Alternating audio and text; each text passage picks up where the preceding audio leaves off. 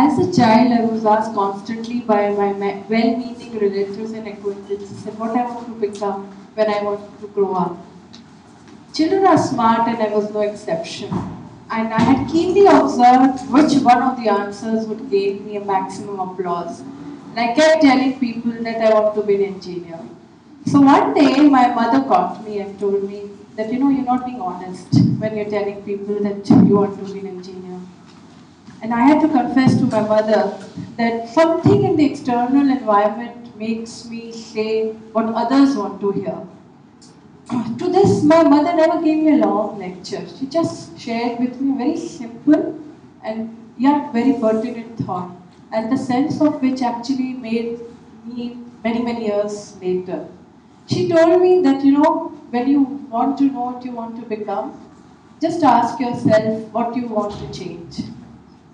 At CRY, many, many years later, I came closest to this understanding which my mother might have meant many, many years back. And this happened because I was privileged to meet and hear about people for whom success is equal to making a positive impact in the lives of others. So I'm going to share with you three such stories which has helped me define what change I'm going to bring about. Rippen Kapoor, he had everything what you and I have. A good school, loving parents, loads of friends. He was a flight purser with Air India, which took him to various countries. A dream job which we all would have loved to have. It took him to meet new people, try out new cuisines, essentially enjoying life. Who would have imagined that amongst everything which was seemingly going very comfortable and right for Rippen, he had much larger dream, a dream to do something meaningful for the deprived Indian children. At that point of time, he founded CRY in 1979 along with his 6 friends around his mother's dining table.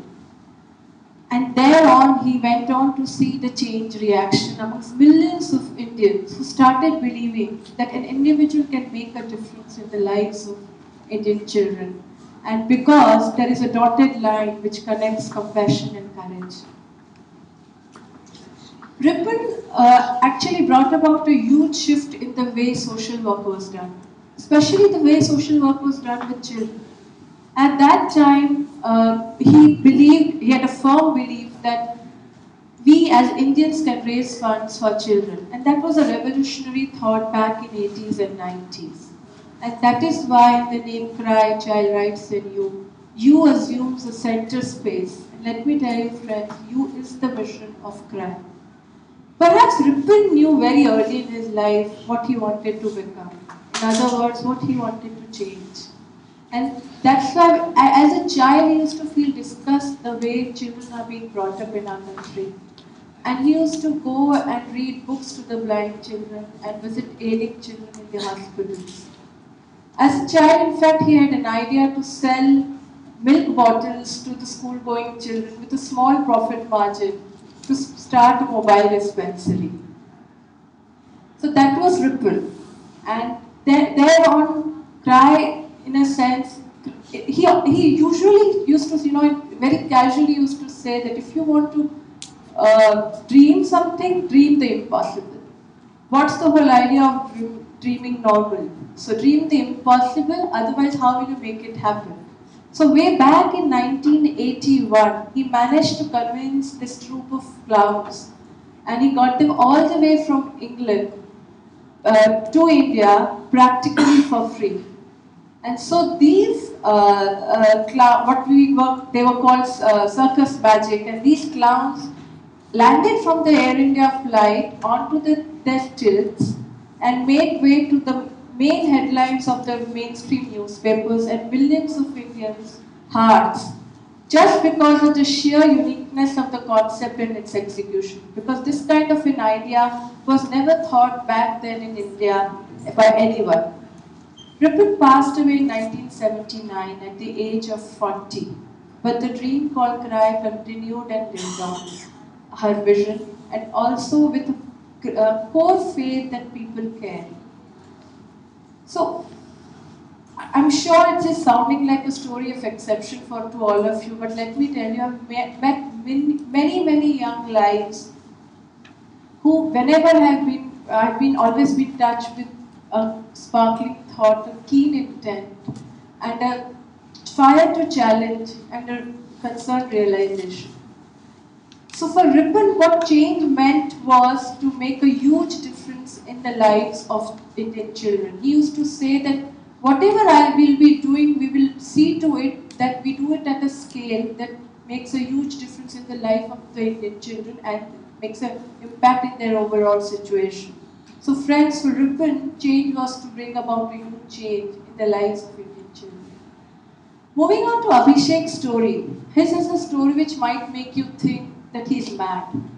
Marine engineer by profession, after months of sailing, he comes back to his city and has some free time to engage with, and he wanted to do something satisfying. So he goes to a child center in a slum area, and with each passing day, he realizes that he's getting more and more and more. And with his interaction with the children in the slum area, he feels that how lucky he is to have such a normal and a happy childhood, loving parents, and opportunities to choose a career, access to education and health, things which we normally take for granted. I also used to take them for granted. Till the time we realize that things which we think are normal entitlements are luxury for many. So this whole experience disturbed Abhishek a lot. And he started looking at his life afresh. And he asked himself what he wants to become, or in other words, what he wants to change. He further went on to work with most vulnerable children on the railway station. And when his days of sailing came close by, he realized that he has found his calling.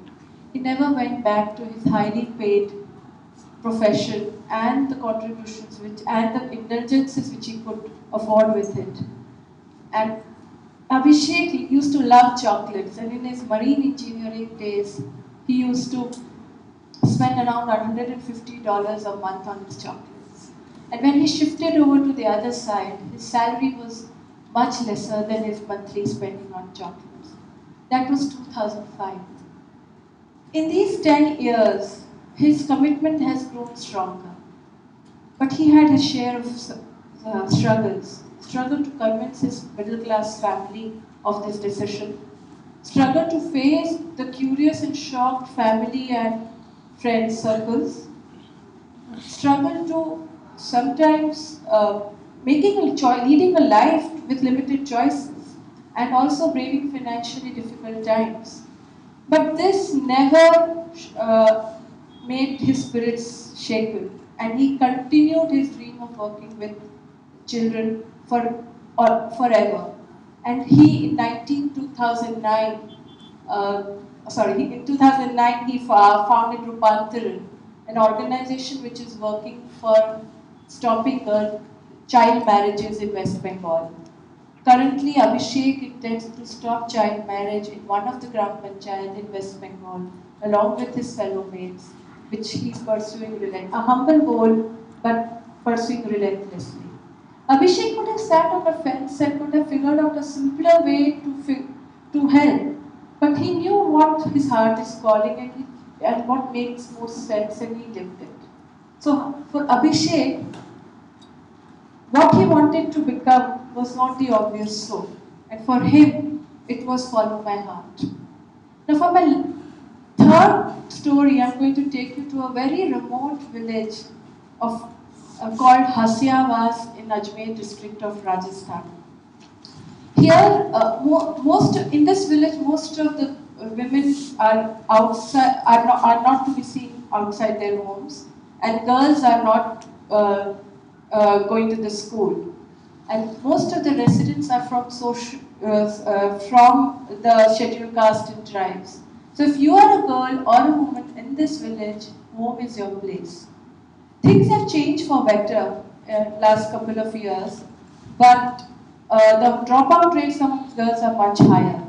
And you will see in a village, once the girls are kind of finishing the class 5, you won't be seeing any girls around because they are married off. But in the same village, there is a girl called Suman. And this girl, I'm going to tell you her story now.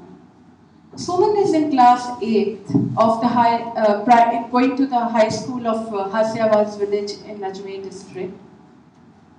She's a good student. She tops her class. She is the middle sister of the 3 daughters of a mother who has dreamt of an uninterrupted education for all her 3 daughters, and a father who has ensured that they don't succumb to a societal pressure. So Suman's school has 170 children. According to Right to Education Act, a school having 170 children should have at least 5 to 6 teachers. However, this school only has 2 teachers. Can you beat it? 2 teachers for 170 children?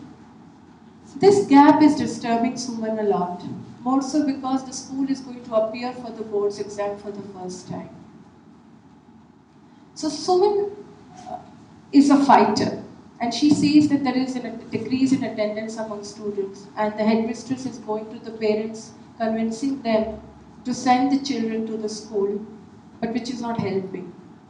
And since she's a fighter, though she's a very polite and courteous way of sharing her thoughts, but beneath her very polite and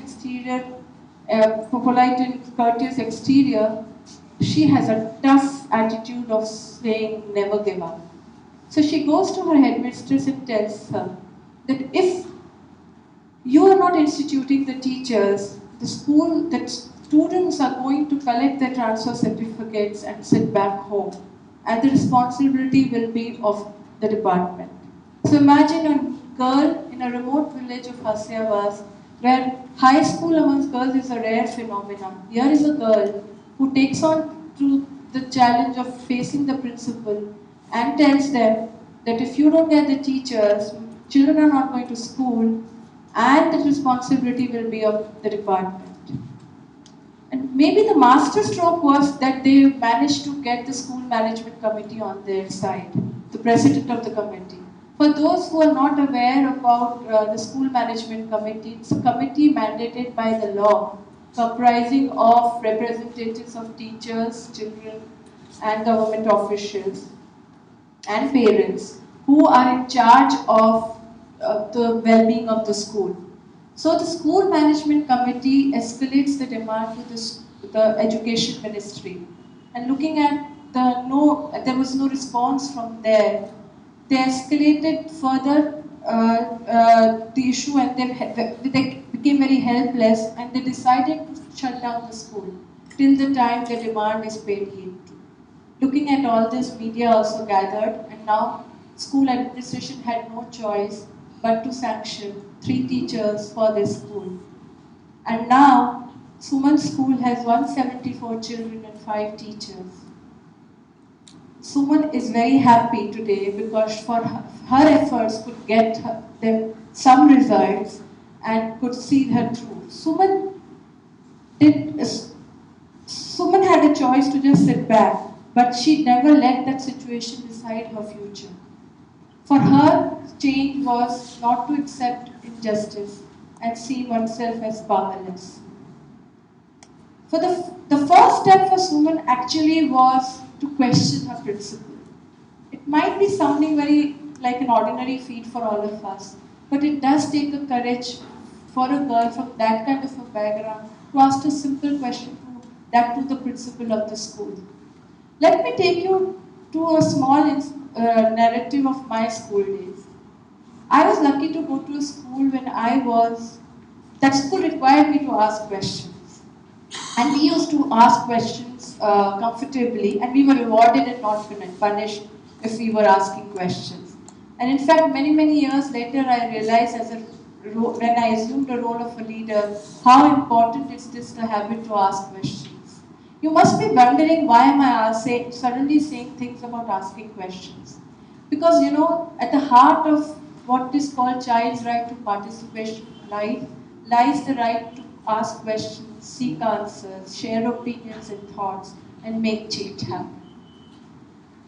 So, Coming back to the question of what I want to become and so what I want to change, all the three heroes of my story had a very clear idea about what they wanted to change. For Abhishek, the change was follow my heart. For Suman, the change was not to accept injustice and take it as it given. And for Rippen, the change was to make a huge difference in the lives of children and inculcate a belief in individuals that I can change the situation.